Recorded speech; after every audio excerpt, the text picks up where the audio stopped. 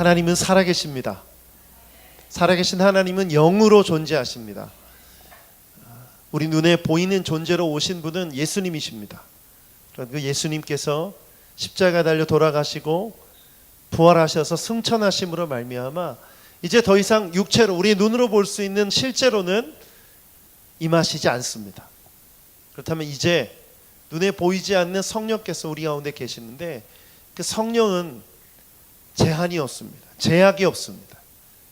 그러나 그분은 인격이시기 때문에 우리가 그분을 향해 어떻게 나아가느냐에 따라서 그 제한이 달려 있어요. 여러분 마음을 여시고 성령님께 여러분의 생각과 모든 것을 드리시길 축복합니다. 성령이 내 안에 들어오셔서 역사하시도록 내어드릴 때 그 역사가 여러분 안에서 일어날 줄 믿습니다. 아멘. 아멘. 제 아내가 아이를 임신했을 때 여러 가지 기도 제목이 있었어요. 외모부터 성격까지 굉장히 많은 기도 제목을 했어요. 그런데 정말 그 기도를 들어주셔서 저희 외모보다는 업그레이드된 얼굴로 태어났어 아이들이.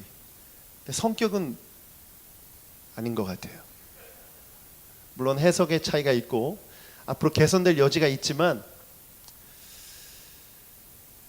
제가 기도할 때 교회를 개척할 때 그런 마음으로 기도했어요. 하나님 이런 교회 되게 해주세요. 하나님 이런 모습이었으면 좋겠습니다. 우리 교회는 개척하는 새노래교회는 이런 모습이었으면 좋겠습니다. 여러 가지 기도 제목을 놓고 기도했어요. 그 중에 하나가 성령 충만한 교회를 놓고 기도했어요. 주님 우리 교회는 성령으로 충만한 교회 되게 해달라고 그렇게 기도했습니다. 그런데 이 성령 충만한 기도를 할 때 제가 모델로 삼은 교회가 있어요. 모델로 삼은 교회가 어떤 교회냐면 바로 안디옥 교회입니다. 안디옥 교회를 보니까 안디옥 교회에 대한 설명이 이 사도행전 13장에 쭉 나오거든요. 그런데 마지막 구절에 이런 말씀이 나와요. 바로 오늘 이 특별 성령 집회 4주간의 특별 성령 집회의 주제 성구인데 같이 한번 이 말씀을 크게 한 목소리로 읽어보겠습니다. 같이 읽어보겠습니다. 시작. 제자들은 기쁨과 성령이 충만하니라. 다시 한번 시작. 제자들은 기쁨과 성령이 충만하니라. 아멘. 아멘. 여러분 삶 가운데 기쁨과 성령이 충만하시길 축복합니다. 그 교회에 대한 그 꿈을 가지고 기도를 한지 벌써 1년이 지났습니다. 어린아이가 태어나서 자라서 1년이 되면 그때 해야 될 게 있잖아요. 제가 1주년이 되어가면서 하나님 앞에 기도할 때 하나님 우리에게 필요한 게 뭡니까? 어린아이가 성장해서 이제 젖을 떼고 이유식을 먹고 걸어다니고 말을 하고 그 단계에 필요한 것이 있듯이 주님 우리 교회가 해야 될 일이 무엇이며 어떻게 나아가야 됩니까? 그렇게 기도할 때 이 말씀을 주셨어요. 제자들은 기쁨과 성령이 충만하더라. 하나님께서 우리 교회에게 주신 말씀인 줄 믿습니다. 지금 이 시기에 우리가 추구하고 바라보고 해야 될 일이 뭐냐? 기쁨과 성령으로 충만해야 되는 것인 줄 믿습니다. 그렇다면 왜 성령으로 충만해야 되는가? 여러분 우리는 성령의 시대를 살고 있습니다. 예수님 어디 계십니까? 예수님은 하늘에 계십니다. 예수님께서 천국의 하늘 보좌 우편에 앉아 계세요. 그런데 그분께서 올라가실 때 성령을 우리에게 보내주셨기 때문에 성령이 없이는 우리는 예수님을 믿을 수도 없고 주님 뜻대로 살 수도 없고 주님의 그 비전을 향해 나아갈 수도 없고 교회가 교회 될 수도 없고 성도가 성도 될 수가 없는 것이죠. 마치 물고기가 물을 떠나서는 살 수 없듯이 성령 충만을 이루지 않고서는 제대로 된 신앙생활을 할 수가 없는 것입니다. 그래서 선택이 아니라 성령 충만은 필수인 것이죠. 그런데 많은 사람들이 구원의 조건이 성령 충만이 아니다 보니까 구원의 조건은 뭐죠? 예수 그리스도를 믿는 것인 줄 믿습니다. 그런데 성령 충만에 대해서 이렇게 생각한 거예요. 내가 예수를 믿으니까 내가 성도이니까 내가 교회에 다니니까 예배에 참석하니까 난 구원받았어 이렇게 생각하는데 성령 충만은 구원의 조건이 아니기 때문에 등한시하는 거죠. 그런데 여러분 잘 생각해 보십시오. 예수 그리스도를 믿을 때 성령께서 우리 안에 내주하시는 줄 믿습니다. 그렇다면 여러분 안에 계신 성령님이 계시다면 성령 충만은 내가 예수를 믿고 구원받았다면 아주 자연스러운 것이고 당연한 것이고 또 그렇게 살 수밖에 없는 것입니다. 그래서 성령 충만은 구원받은 자가 반드시 누려야 될, 나타나야 될 신앙의 모습인 줄 믿습니다. 그렇다면 여러분 스스로 한번 질문해 보십시오. 나는 성령 충만한가? 여러분 어떻습니까? 나는 성령으로 충만한가? 이 질문에 대해서 자신 있게 네 그렇습니다. 나는 성령으로 충만합니다. 이렇게 대답할 수 있는 사람이 몇 명이나 될까요? 오늘 그 질문 앞에 이 사도행전 13장 말씀이 놓여 있습니다. 오늘 이 말씀을 통해서 예수 그리스도를 믿고 거듭난 우리가 어떻게 성령 충만한 삶으로 나아갈 수 있는지 세 가지를 함께 살펴보기 원합니다. 첫 번째, 안디옥 교회가 제자 공동체였습니다. 성령 충만을 깨닫기 위해서 반드시 안디옥 교회가 제자 공동체였음을 기억해야 됩니다. 여러분 누가 제자입니까? 단순합니다. 제자는 예수님이 부르신 사람이 제자입니다. 그렇다면 여러분 예수님께서 여러분을 제자로 불러주셨습니까? 다시 한번 물어볼게요. 여러분을 예수님께서 제자로 불러주셨습니까? 우리가 예수님을 믿을 때 우리가 하나님의 자녀가 되고 하나님의 축복받는 사랑하는 존재가 되죠. 그런데 예수님은 우리에게 뭐라고 말씀하셨냐면 나를 믿는 자는 나의 제자가 되고 나를 따르는 자가 되어야 된다고 말씀하셨어요.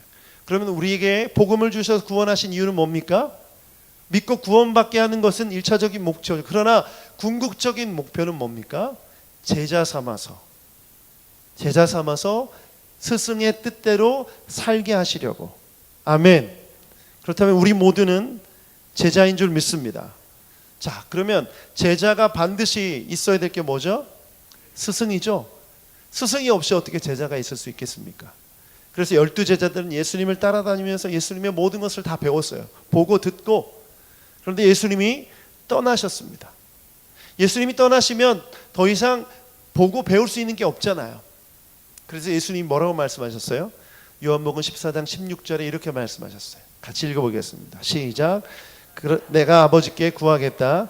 그리하면 아버지께서 다른 보혜사를 너희에게 보내셔서 영원히 너와 함께 계시게 하실 것이다. 아멘. 여러분 보혜사라는 뜻은 파라클레토스라는 헬라어인데 옆으로 곁으로 부르심을 받은 자, 도와주는 자, 안내자, 변호자 이런 뜻이 있습니다. 그러면 또 다른 보혜사를 보낸다니까 다른 보혜사는 누구를 뜻할까요? 성령님을 뜻하죠. 그러면 원래 보혜사가 있었고 다른 보혜사가 있었다는 건 뭐냐? 다른 보혜사는 성령이면 원래 보혜사는 누굽니까? 예수님이죠.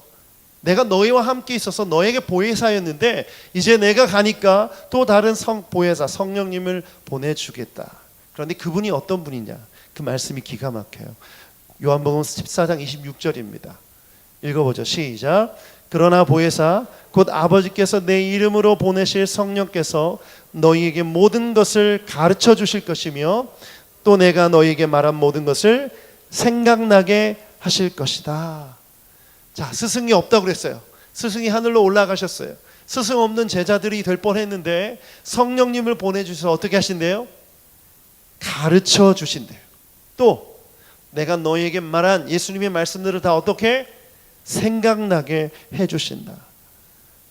그러니까 여러분 성령님 없이는 예수님의 제자로 살 수 있습니까? 없습니까?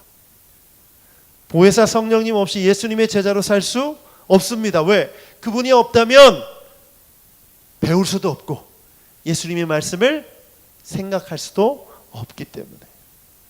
제가 요즘 요한복음 강해 설교를 하고 있죠.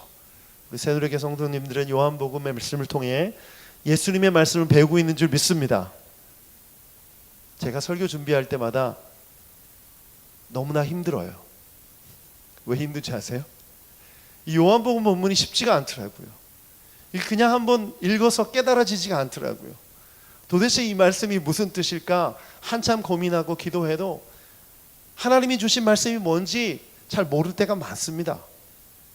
그런데 정말 감사하게도 성령께서 깨닫게 해주셔서 벌써 20번이 넘도록 지금 요한복음 6장을 설교하고 있는데 여기까지 올 수 있었는 줄 믿습니다. 저는요 조금도 제 지식과 제 능력으로 설교하고 있다고 생각하지 않습니다. 여러분들의 반응을 보면 그래요. 제가 가지고 있는 지식과 능력으로 설교했다면 다 떠났을 거예요. 아마 아무도 안 들었을 거예요. 그런데 말씀을 듣고 나서 하나님의 뜻을 깨달았다고 간증하는 얘기를 들을 때마다 저는 깜짝 놀라요. 야, 내가 내 지식으로 만약에 가르쳤다면 이런 일이 있을까? 내가 한 것이 아니라 누가 한 것입니까? 보혜사 성령께서 가르쳐 주시고 예수 그리스도의 말씀을 생각나게 해주신 줄 믿습니다. 근데 전하는 저만 그랬을까요?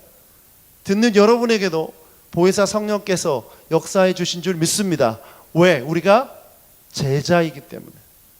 여러분, 제자는 스승의 뜻을 배우는 자이며 스승의 뜻대로 사는 사람인 줄 믿습니다. 그렇기 때문에 성령의 음성을 듣는 사람이 제자이며 성령의 음성에 순종하는 사람이 제자인 줄 믿습니다. 여러분, 안디옥 교회가 이 요한복음 사도행전 13장에 보면 이렇게 앞부분에 시작돼요. 성령께서 그들이 예배하고 있을 때 이렇게 말씀하세요. 바울과 그리고 바나바를 세워서 내가 너 그들에게 맡길 일이 있다 이렇게 말합니다. 그리고 그들을 보내서 복음을 전하게 하세요. 그런데 그들이 바로 순종하고 그들을 보냅니다.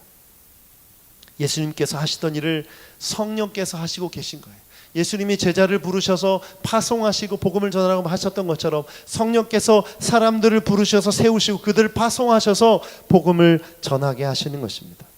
사도행전 13장 2절 말씀 같이 한번 읽어보죠. 시작.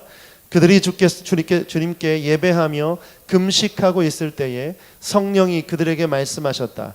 너희는 나를 위해서 바나바와 사울을 따로 세워라. 내가 그들에게 맡기려 하는 일이 있다. 그들이 주님께 예배하며 금식하고 있을 때 성령께서 말씀하셨어요. 너희는 나를 위하여 바나바와 사울, 이 사울은 바울을 의미합니다. 따로 세워라. 내가 그들에게 맡기려는 일이 있다. 그래서 이 맡기려는 일을 맡고 나서 어디로 갑니까? 1차 전도 여행을 떠나죠. 복음을 전하러 떠납니다. 바로 예수님이 하셨던 일을 성령께서 하고 계신 것이죠. 자, 그렇다면 오늘 성령께서 우리를 향해 말씀하신다면, 우리가 제자라면 성령님의 말씀에 순종해야 되는 줄 믿습니다. 가라 하시면 가고, 기도하라고 하시면 기도하고, 복음 전하라고 하시면 전하는 것, 그것이 바로 우리가 해야 될 일인 줄 믿습니다. 그래서 우리가 제자라면 누구의 음성을 들어야 합니까? 성령의 음성을 들어야 돼요. 안디옥 교회는요, 성령의 음성을 듣는 교회였어요. 예배할 때 성령의 음성을 듣는 교회였어요. 새노래 교회가 예배할 때 성령의 음성을 듣는 교회가 되길 축복합니다. 이런 역사가 매일매일 일어났으면 좋겠어요. 너무너무 사모해요. 그런 일이. 성령의 음성을 성도들이 듣고 또 제가 듣고 주님 뜻에 순종하며 나아가는 교회가 되길 원해요. 안디옥 교회처럼. 이렇게 들으려면 어떻게 해야 됩니까? 제자. 우리가 바로 예수님의 제자임을, 성령의 제자임을 고백하고 제자로 서 있어야 되는 줄 믿습니다. 그렇다면 자기 자신이 먼저 제자인지 돌아봐야죠. 여러분, 초대교회만 해도요, 예수 그리스도를 믿는 사람은, 교회 다니는 사람은 다 제자였습니다. 여기 예외가 없었어요. 모든 사람이 다 제자였어요. 왜냐하면 신앙을 갖는다는 것은 목숨을 거는 것이었고, 나는 죽어도 좋다, 나는 주님 뜻대로 살겠다고 인생을 던진 사람이기 때문에 모두가 제자였고 순교자였고 예언자였고 사도였습니다. 정말 그런 심정으로 복음을 받아들이고 신앙생활을 했던 사람들이에요. 그런데 기독교가 어떻게 됩니까? 로마 제국의 국교가 됩니다. 그때부터 예배드리는 예배 장소에 진짜 목숨을 건 성령님의 제자, 예수님의 제자가 아닌 사람들도 함께하게 됐어요.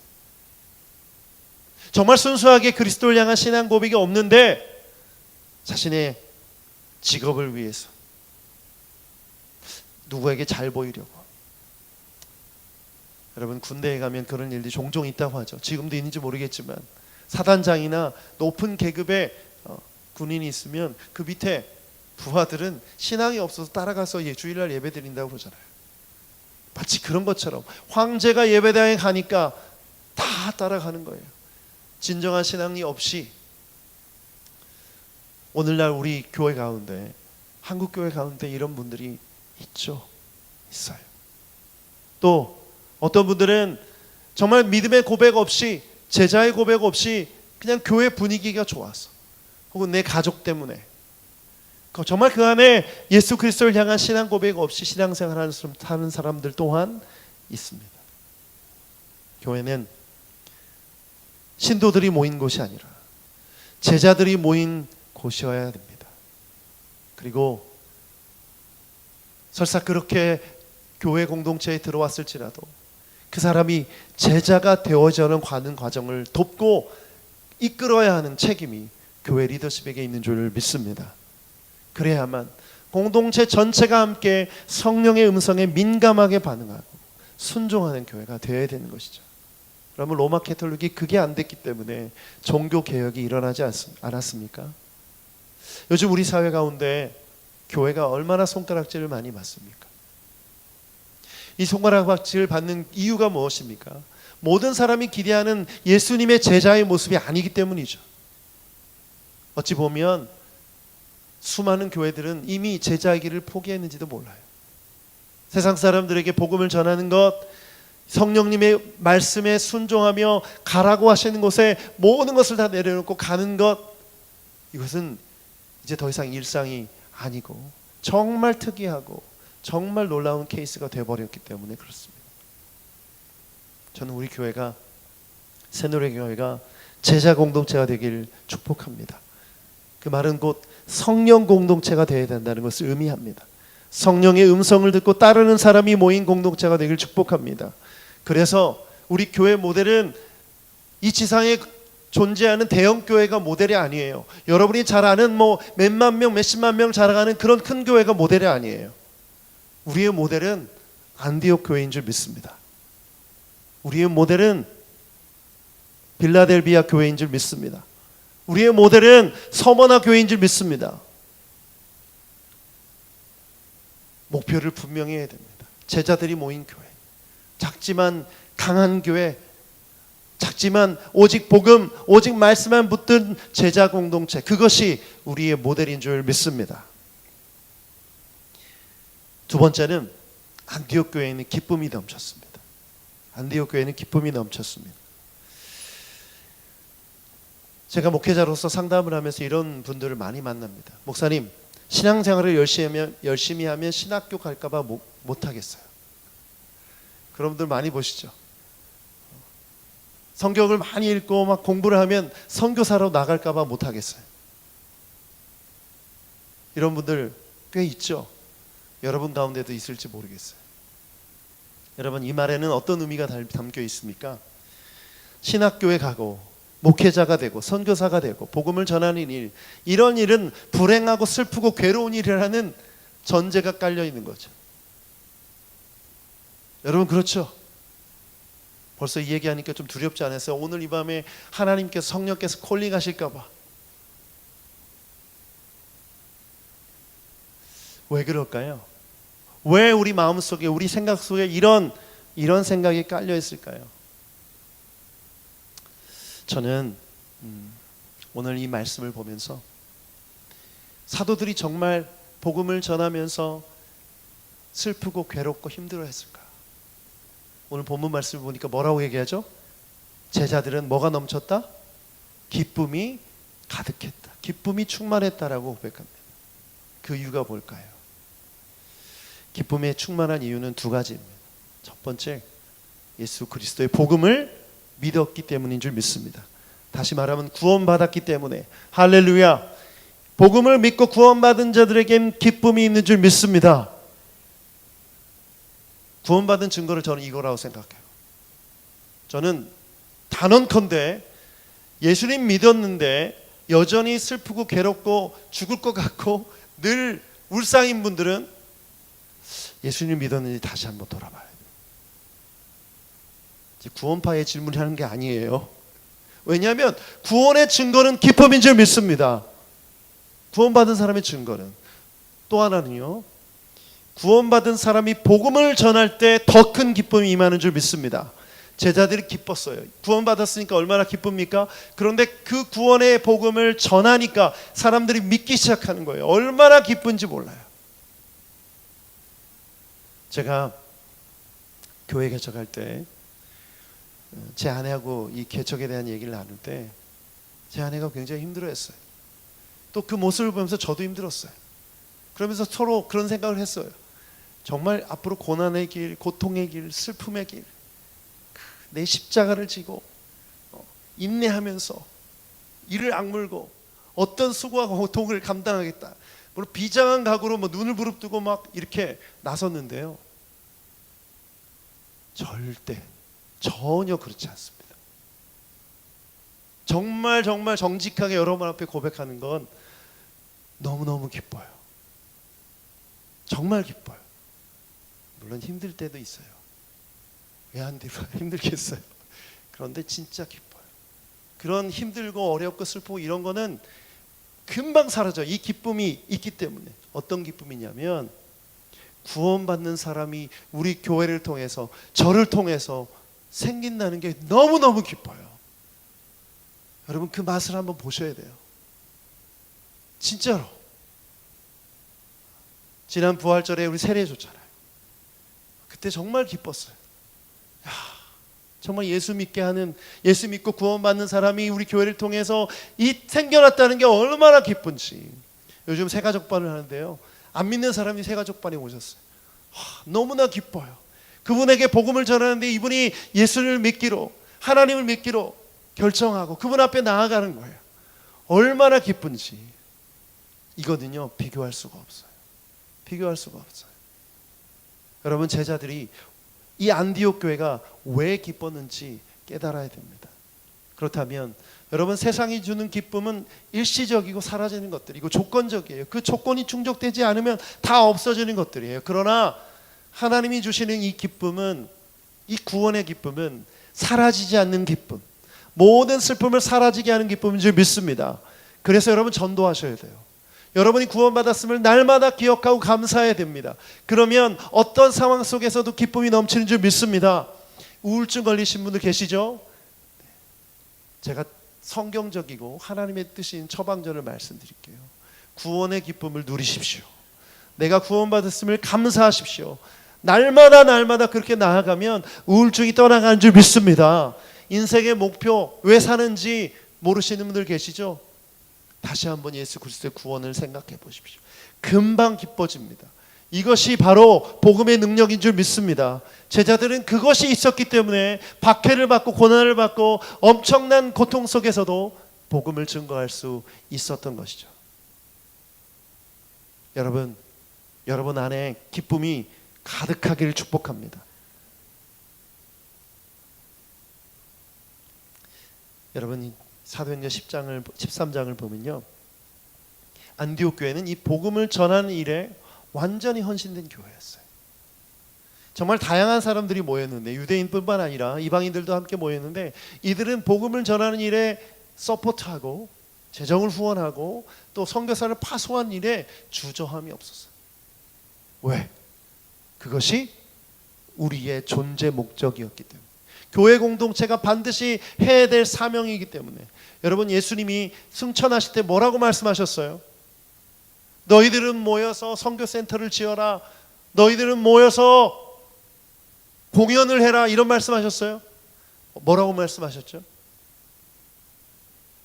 땅끝까지 이르러 내 증인이 되라. 내가 너희에게 가르친 것들을 지키게 하라. 볼지어다 세상 끝날까지 너희와 항상 함께 있으리라. 이것이 바로 예수님의 말씀인 줄 믿습니다. 그렇다면 교회 공동체는 이걸 해야 되는 거예요. 이거를. 그런데 많은 교회들이 자기들끼리 원하고 자기들이 좋아하는 그 모습을 만들어 놓고 여기를 벗어나려고 하지 않는 그런 모습을 가지고 있지 않습니까? 자기들만의 성을 만들어 놓고. 여러분 그 모든 것들은 다 무너지는 거예요. 다 사라지는 거예요. 오늘 우리 교회는 안디옥 교회처럼 복음을 전하는 교회가 되어야 될 줄 믿습니다. 그러면 기쁨이 넘치는 것이죠. 저는 우리 교회가 막 기쁨이 넘쳤으면 좋겠어요. 막 기쁨이 넘쳤으면 좋겠어요. 근데 이 기쁨은 어떤 기쁨? 복음으로 인한 기쁨, 내가 구원받았음으로 인한 기쁨, 그리고 구원받는 자가 더해지는 것에 대한 기쁨. 저는 안 믿는 자들이 우리 교회에 왔으면 좋겠어요. 안 믿는 자들, 복음에 대한 확신이 없는 자들, 그런 분들이 오셔서 예수 믿고 구원받아서 천국 가는 역사가 있게 되길 축복합니다. 그것이 우리의 가득 찬 기쁨이 되길 축복합니다. 아멘. 아멘. 오늘 13장 말씀에 이 구브로 섬 총독 서기오 바울이 나옵니다. 이 서기오 바울이라는 이름 때문에 착각할 수가 있는데 이 총독 이름이 서기오 바울이에요. 이 서기오 바울을 누가 만나냐면 바울과 바나바가 만나게 됩니다. 사도행전 13장 9절부터 12절까지 같이 한번 읽어보겠는데요. 천천히 한번 읽어보겠습니다. 시작. 그래서 바울이라도 하는 사울이 성령으로 충만하여 마술사를 노려보고 말하였다. 너 속임수와 악행으로 가득 찬 악마의 자식아, 모든 정의의 원수야. 너는 주님의 바른 길을 굽게 하는 짓을 그치지 못하겠느냐? 보아라, 이제 주님의 손이 너를 내리칠 것이니 눈이 멀어서 얼마 동안 햇빛을 보지 못할 것이다. 그러자 곧 안개와 어둠이 그를 내리덮어서 그를 앞을 더듬으면서 손을 잡아 자기를 이끌어줄 사람을 찾았다. 총독은 그 일어난 일을 보고 주님을 믿게 되었고 주님의 교훈에 깊은 감명을 받았다. 아멘. 자, 서기오 바울이 복음을 듣기 위해서 바울과 바나바를 초청하려고 합니다. 그런데 그 옆에 있었던 마술사 엘루마라는 사람이 있었어요. 이 사람은 유대인이었는데 총독을 못 만나게 하려고 방해를 하는 거예요. 그랬더니 이 방해하는 엘루마를 향해서 바울이 뭐라고 얘기하냐면 노려보면서 이렇게 말합니다. 너 속임수와 악행으로 가득 찬 악마의 자식아, 모든 정의의 원수야. 너는 주님의 바른 길을 굳게 하는 짓을 그치지 못하겠느냐 하면서 보아라, 이제 주님의 손이 너를 칠 것이니 눈이 멀어서 얼마 동안 햇빛을 보지 못할 것이다. 이렇게 말합니다. 그런데 이렇게 말할 때 바울의 상태에서 뭐라고 얘기합니까? 19절에 보면 성령으로 충만하여서, 성령으로 충만하여서, 성령으로 충만하여서 뭘 한 겁니까? 영적 전쟁을 한 거예요. 마귀를 향해서 선포한 것입니다. 여러분, 전쟁에서 이기면 기쁩니까? 슬픕니까? 기쁘죠? 복음을 전할 때 우리는 영적 전쟁에서 승리를 경험하게 되는 줄 믿습니다. 바울이 성령이 충만해서 노려보면서 악한 영을 향해서 선포했다는 거예요. 여러분, 우리 새누리교회가 5층에 있어요. 이 주변에 악한 영들에 쌓여있는 점집들과 또 음란함과 많습니다. 제가 이 말씀을 보면서 그저 이렇게 바라보면서 어떡하지 이런 하지 말아야 됨을 성령께서 깨닫게 해주셨어요. 어떻게 해야 돼요? 노려봐야 돼요. 노려보면서 성령에 충만해서 이 마귀들 떠나가라, 영적 전쟁을 선포하고 주님의 복음이, 말씀이, 하나님이 이기심을, 왕이심을 선포하는 것, 그것이 성령 충만한 사람이 해야 할 일이라는 것을 깨달았어요. 여러분, 놀랍지 않으세요? 제가 좀 노려보더라도 놀라지 마세요. 여러분을 노려보는 게 아니라 마귀를 노려보는 거예요. 점집이 수도 없이 많습니다. 그 앞을 지나다니면서 노려보기 시작해요. 제가 이제 노려볼 거예요. 이런 일들이 저는 제 삶 가운데, 우리 교회 가운데 일어나기를 원해요. 우리 때문에 악한 영이 떠나가는 역사가 있기를 원해요. 정말 원해요. 그리고 그 일을 경험할 때 승리의 함성을 지르며 기뻐하며 하나님 앞에 찬양하길 원해요. 이게 바로 제자들이 기뻐한 이유입니다. 우리가 하나님을 찬양했죠. 왕이신 하나님을 찬양하고, 당신은 영원하신 왕, 지치지 않으시는 주님, 독수리 날개치며 올라가 같은 새 힘을 주시는 주님을 찬양합니다. 이것은요, 그것을 경험한 사람이 할 수 있는 최고의 찬양인 줄 믿습니다. 새노래교회는 이런 기쁨의 찬양, 확신의 찬양을 올려드리는 교회가 되길 주님의 이름으로 축복합니다. 전쟁에서 이겼을 때 기쁜 것처럼 우리가 복음을 전할 때 악한 마귀가 떠나가고 악한 영들이 떠나가고 하나님의 승리를 경험하게 될 때 우리 안에 기쁨이 넘치는 줄 믿습니다. 시편 118편 15절 말씀 같이 한번 읽어보죠. 시작.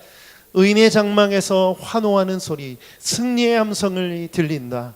주의 오른손이 힘차시다. 의인의 장막, 성전에서 뭐가 들린다고요?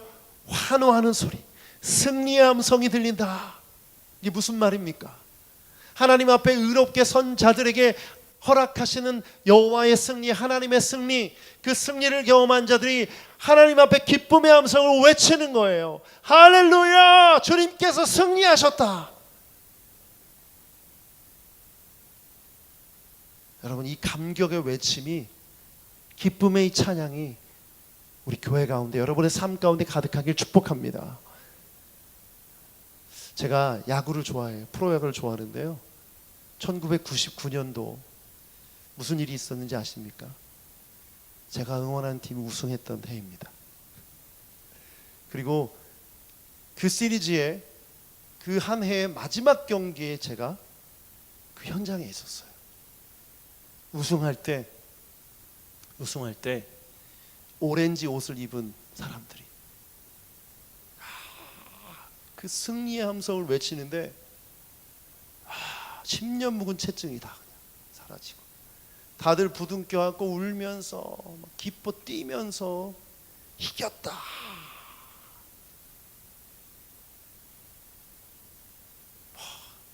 안 가요 집에. 밤늦게 끝났는데 그 추운데도 안 가고 막 서로 하나 되어서 막 응원가를 부르고, 그리고 선수들이 집에 가는데 그 버스에 매달려 가지고 아주 생생하게 기억납니다. 그 승리의 장면, 여러분 이 장면이 어디에 기록되어 있죠? 요한계시록에 기록되어 있어요. 수많은 백성들이 하나님을 향해 선포하시는 거예요. 모든 능력과 부귀와 권세와 힘이 주님께 있습니다. 이 찬양 소리가 많은 물소리 같은 승리의 함성을 부르는 거예요. 어린 양을 향해서. 그 노래가 새 노래인 줄 믿습니다. 좀 우리 교회가 그런 찬양을 했으면 좋겠어요. 구원하심이 보좌에 앉으신 어린 양께 있도다. 이 찬양을 올려드릴 때 진정한 기쁨이 넘치게 되는 줄 믿습니다. 아멘, 아멘, 아멘. 여러분, 이런 고백을 하시길 바랍니다. 우리가 기쁨을 느끼길 원하면서, 기쁨을 누리길 원하면서, 이 기쁨의 근원, 기쁨의 이유, 이것을 모른 채 기뻐하고 싶다면 정말 큰 잘못된 생각이에요. 오늘 이 말씀을 통해서 진짜 기쁨, 하나님께서 원하시고 하나님께서 주시는 기쁨이 무엇인지 알고 기뻐하는 여러분 되시길 축복합니다. 복음을 듣는 사람은 기뻐할 수밖에 없는 줄 믿습니다. 복음을 전하는 사람은 승리를 맛보기에 기뻐할 수 있는 줄 믿습니다. 아멘. 자, 세 번째는 안디옥 교회에는 성령이 충만했습니다. 첫 번째, 안디옥 교회는 뭐였다고 했죠? 제자 공동체였다고 했어요. 제자. 두 번째, 안디옥 교회는 뭐가 있다고 했죠? 기쁨이 있었어요. 세 번째는 안디옥 교회는 성령이 충만했습니다. 제자들은 기쁨이 가득했어요. 그 기쁨의 이유에 대해서는 충분히 설명을 드렸어요. 그러면 성령도 가득했다라고 표현합니다. 이 성령이 가득했다는 표현이 무슨 뜻일까요? 기쁨이 가득했다라는 것은, 기쁨이라는 감정이 무엇인지 우리가 알고 있기 때문에 금방 이해가 돼요. 아, 기뻐했구나. 그런데 성령이 가득했다는 건 뭘까? 이 가득하다라는 표현, 우리 개역개정에서는 충만하다라고 표현했는데, 이 원어를 보니까 플레로라는 뜻이에요. 플레로. 플레로는 채우다라는 기본 뜻을 갖고 있어요. 채우다. 그러면 직역하면 기쁨과 성령으로 뭐가 됐다? 채워졌다라는 거죠. 그러면 성령이 채워졌다, 거룩한 영이 채워졌다, 이렇게 번역할 수 있는 것입니다. 그래서 새 번역 버전이 이렇게 번역했어요. 제자들은 기쁨과 성령으로 가득 차 있었다. 그것이 채워져서 가득 찬 것이죠. 여러분, 초대교회가 한 게 뭐가 있을까요? 여러분, 초대교회가 세미나를 열심히 했을까요? 초대교회가 한 일, 네? 예배했죠. 시와 찬미와 신령한 노래를 부르고 함께 모여서 떡을 떼며 예배했죠. 두 번째, 모여서 뭐 했습니까? 말씀을 들었죠. 그렇죠. 세 번째, 전도했죠. 우리 교회 첫 번째 목회 철학, 예배하는 교회, 예배 중심 교회. 두 번째, 말씀 중심 교회. 세 번째, 전도하는 교회. 여러분, 이것이 초대교회가 했던 그 기본적인 일이고 우리 교회가 앞으로 해야 될 일입니다. 그러면 이 세 가지가 왜 중요할까요? 이 세 가지는 바로 성령으로 가득 채우는 일이기 때문에 그렇습니다. 이것을 비유로 설명을 드릴게요. 여러분, 만약에 큰 항아리가 있다고 생각해 보세요. 그럼 이 큰 항아리에 물을 가득 채우려면 어떻게 해야 됩니까? 물을 퍼다가 담아야죠. 그렇죠? 물을 열심히 퍼다가 담으면 됩니다. 그런데 많은 사람들이 이렇게 생각해요. 이 항아리를 옥상에다 갖다 놓자. 그리고 비가 올 때까지 기다리고, 비가 안 오면 말고, 비가 오면 채워지겠지, 이런 생각으로 옥상 위에 항아리를 올려놓는다면 물이 언제쯤 채워질까요? 네, 너무나 어리석은 질문이어서 대답을 안 하시는 거죠. 아무리 오랜 세월을 기다려도 가득 채워지려면 시간이 정말 오래 걸립니다. 그런데 우물물에 있는 물을 퍼다가, 강에 있는 물을 퍼다가 담으면, 열심히 애써서 하면 어떻게 됩니까? 금방 채워지겠죠. 제가 말씀을 묵상하는데 이런 생각이 들었어요. 하나님께서 기뻐하시는 교회는 예배라는 강이 있고, 그리고 말씀이라는 강이 있고, 전도라는 강이 있구나. 이 강에서 물을 퍼다가 항아리에 부으면 금방 채워지는구나. 이게 멀리 있어요? 가까이 있어요? 아주 가까이 있죠. 요즘 여러분, 아주 단순한 거예요. 저는 이렇게 생각해요. 예배하면 할수록 우리는 성령으로 채워지는 줄 믿습니다. 전도하면 할수록 성령으로 채워지는 줄 믿습니다. 말씀을 읽으면 읽을수록 성령으로 채워지는 줄 믿습니다. 어떤 분이 이렇게 얘기해요. 너무 교회만 모이는 거 아니냐? 좀 세상에 나가서 일도 하고 세상 사람들과 함께 어울리고 그렇게 살아야지. 그런데 여러분, 교회에 모여서 채워지지 않은 채 텅 빈 상태에서 나가봐야 깨지기만 하기 더 합니까? 죄송합니다, 흥분해서. 채워지지 않은 채 나가면 퍼줄 게 있어요? 없어요? 보여줄 것도 없고 퍼줄 것도 없어요. 오히려 세상의 것들로 더 채워서 더 힘들어져요. 인생이 꼬이고 비워내기만 해야 돼요. 여러분, 가득 차 있는 상태로 나아가면 세상의 것들을 채울 수 있습니까? 없습니까? 이미 성령으로 채워졌기 때문에 다른 것이 들어올 자리가 없는 거예요. 그런데 많은 성도들이 채워지지 않은 채 나아가서 세상의 것들로 채우고 이상하게 변질된 모습으로 교회에 다시 돌아와요. 저는 이렇게 말하고 싶어요. 세상에 나가야 돼요. 그러나 교회에서, 예배 안에서, 말씀 안에서, 전도에서 채워지기를 먼저 해야 되는 줄 믿습니다. 그래서 저는 우리 선배 목사님들이 다양한 이유로 예배 생활을 강조했겠지만, 저는 이 이유로 여러분이 예배해야 됨을 강조합니다. 여러분이 말씀을 반드시 읽어야 됨을 강조합니다. 그리고 전도해야 됨을 강조합니다. 이게 없다면 성령으로 충만해질 수가 없어요. 채워질 수가 없어요. 제가 정말 솔직하게 정직하게 큰 교회에서 오랫동안 부목사로 사역할 때 성령 충만하지 못했어요. 왜냐하면 이 세 가지를 안 하기 때문에. 제가 전도한 기억이 없어요. 오히려 목사가 되기 전에 선교단체에 있을 때 열심히 전도하러 다녔는데 전도한 기억이 없어요. 말씀을 열심히, 정말 말씀을 하나님의 말씀으로 생명처럼 여기고 묵상하고 그 말씀을 목숨처럼 붙들고 살지 못했어요. 예배 사역을 했지 예배하지 못했어요. 제가 찬양인도 잘하죠. 저 베테랑입니다. 그냥 제 노하우로 1시간, 2시간 집회하는 거 어렵지 않아요. 그런데 그게 무슨 소용이 있어요? 예배하는 게 아닌데, 당연히 성령으로 충만해지는 것, 성령으로 채워지는 건 불가능한 일이죠.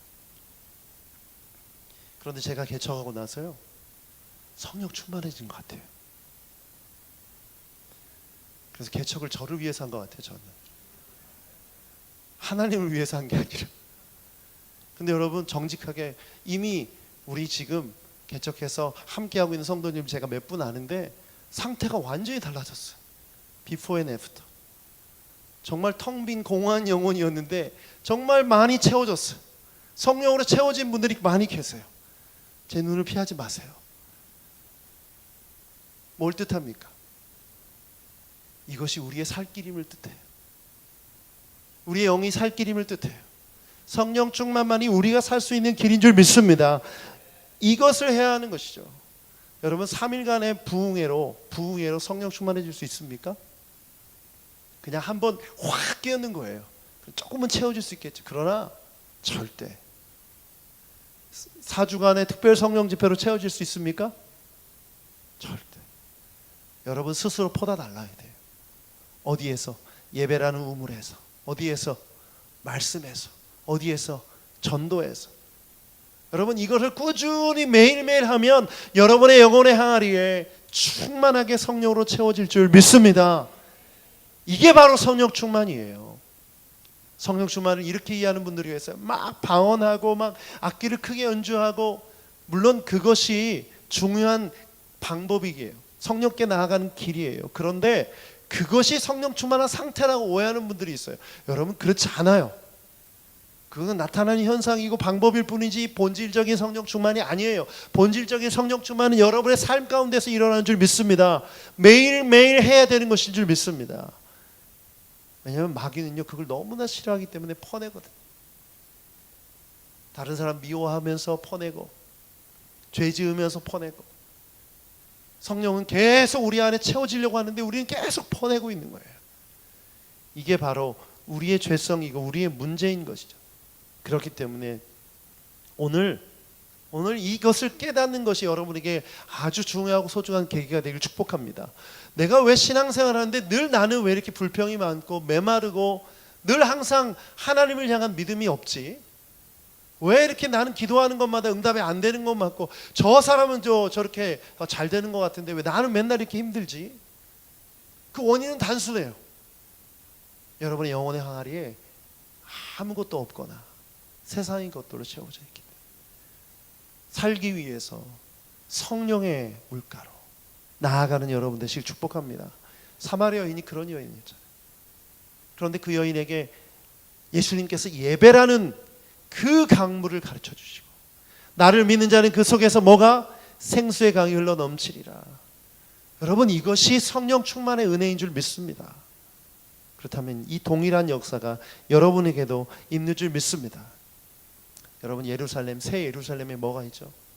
새 예루살렘 성의 가운데 뭐가 흘러요? 강물이 흘러요. 이 강물 강가에 나무들이 심겨 있는데 그 열매들이 주렁주렁 매달려 있어요. 저는 이게 교회의 모습이어야 된다고 믿습니다. 우리 교회가 그런 교회인 줄 믿습니다. 그럼 우리 교회 가운데 뭐가 흐르고 있어요? 지금 은혜의 강물, 말씀의 강물, 예배의 강물, 복음의 강물이 흘러넘칠 줄 믿습니다. 이제 뭐 해야 돼요, 여러분? 제가 떠다 먹일 수 없어요. 한 번은 뿌려드릴 수 있어요. 그래도 목사니까. 근데 여러분 스스로 하셔야 돼요. 언제까지 남이 퍼다 주는 거, 남편이 퍼다 주는 거, 아내가 퍼다 주는 거, 그거 가지고 사시겠어요? 이제 스스로 퍼날라야 됩니다. 그런데 이 샘은, 이 강은 결코 마르지 않는 강이에요. 할렐루야. 여러분, 나아가기만 하면요 흘러넘칩니다. 얼마든지 퍼담을 수 있어요. 얼마든지. 할렐루야. 이게 은혜 아닙니까? 그렇다면 이제 여러분이 하셔야 돼요. 남이 해줄 때를 기다리는 것이 아니라 여러분이 하셔야 됩니다. 여러분, 이제 여러분 그것을 구하며 나아가십시다. 예수님께서 승천하실 때 내가 약속한 그 성령을 기다리라고 했죠. 몇 명이 기다렸습니까?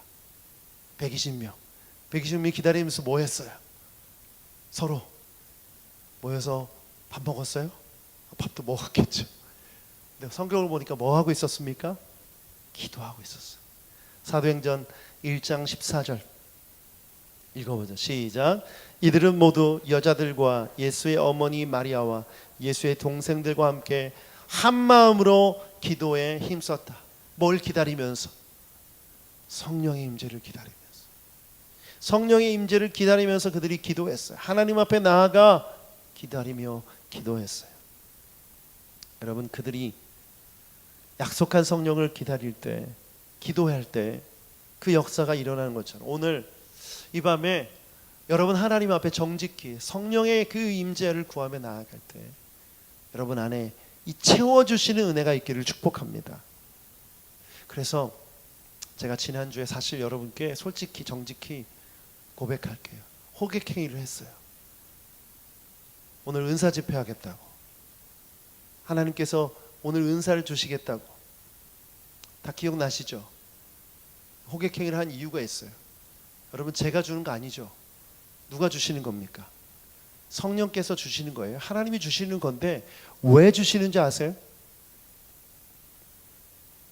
네, 제자이기 때문에. 하나님께서 맡겨주신 그 일을 감당하게 하려고 은사를 주시는 거죠. 성령 충만은 성령으로 채워진 것에 의한, 은사는 성령으로 채워지신 것에 의한 자연스러운 결과인 거예요. 방언의 은사, 영분별의 은사, 예언의 은사, 다 이 모든 것들은 무엇을 위한 것입니까?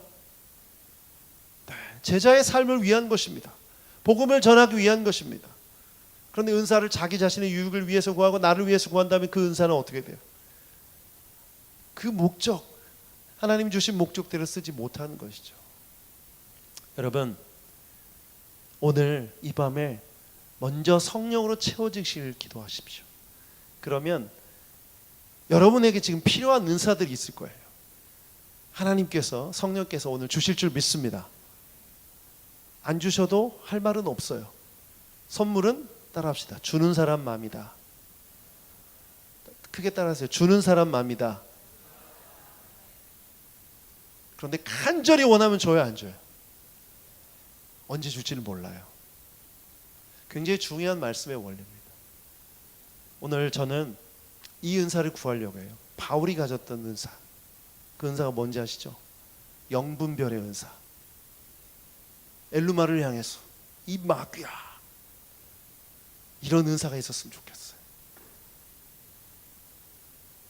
안 주실 수도 있죠. 그런데 간절히 사모하려고요. 언젠가는 주시도록 눈을 부릅뜨고 악한 마귀를 향해 선포할 때 악한 영이 떠나가는 역사가 저를 통해서 있었으면 좋겠어요. 이건 제가 사모하는 은사예요. 여러분, 오늘 이 밤에 하나님 앞에서 사모하는 은사가 있으세요? 그렇다면 그것을 구하는 이유, 동기를 먼저 깨달아야 돼요. 복음을 위해, 제자의 삶을 살기 위해 성령으로 채워질 때 그 은사가 나타날 줄 믿습니다. 아멘. 아멘.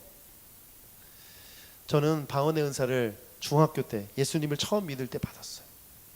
그런데 그 방언의 은사를 받고 나서 제 마음속에 들었던 마음 생각이 뭐였냐면, 하나님이 진짜 살아계시는구나. 그걸 깨달았어요. 성령이 임재하신다. 내가 예수님을 믿을 때 성령이 내 안에 임하신다는 것을 방언을 통해서 완전히 깨달았어요. 이 부분에 대해서 의심이 없어요, 지금까지. 왜? 방언 때문에.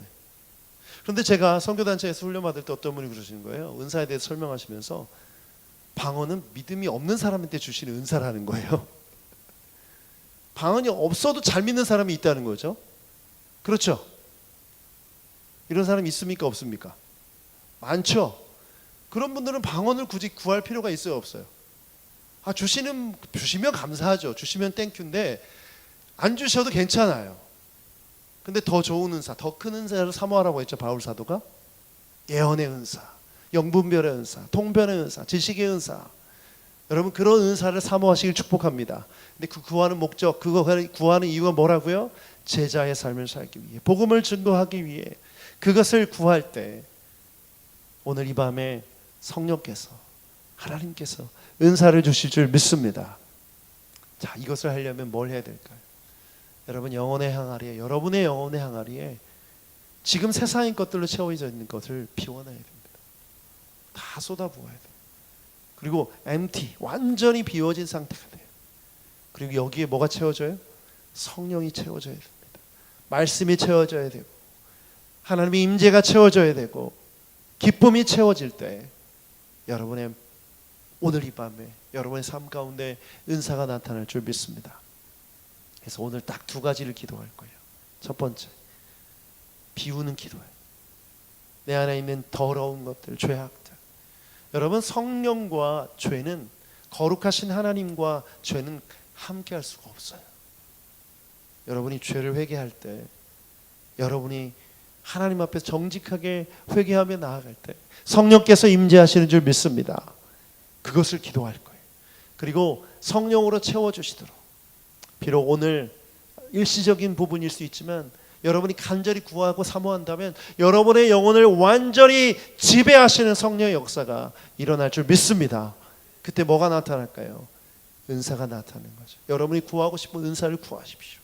그런데 은사를 구할 때 중요한 포인트가 있어요. 그게 뭐냐면 성령께 여러분의 모든 것을 맡기는 거예요. 방언의 은사를 받기 원하시는 분들은 여러분의 혀를 맡기세요. 영분별의 은사를 받기 원하시는 분들은 여러분의 영을 맡기세요. 여러분의 생각을 맡기고 지식을 맡기세요. 그럴 때 놀라운 역사가 일어날 줄 믿습니다.